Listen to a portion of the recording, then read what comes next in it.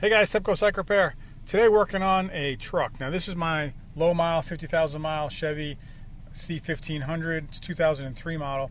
And the ABS light and the brake light came on, and I also lost all my AC controls. I got no power, just shut off when the light came on. So, you know, I like working on motorcycles better, but sometimes you got to work on your own vehicles. This is a good truck. Let me pop the hood and see what's going on.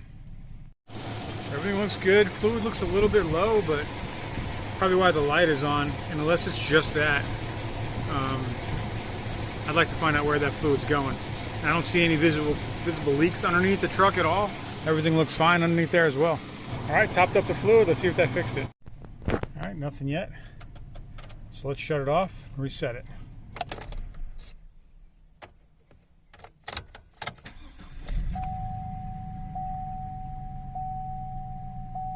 System check, lights out.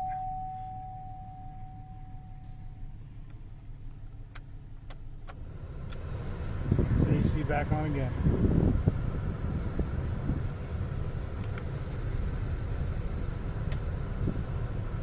There we go. So sometimes these trucks will just shut. I had another that Colorado I was working on when it had a low thermostat. It shut the AC off. With this one here, I guess ABS lights shuts the AC off. I don't know why Chevy does that, but AC's blowing again. You can hear it.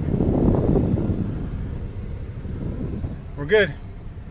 I guess check your brake fluid if your AC shuts off. It's Tepcocyclerepair, guys. I'll see you on the next one.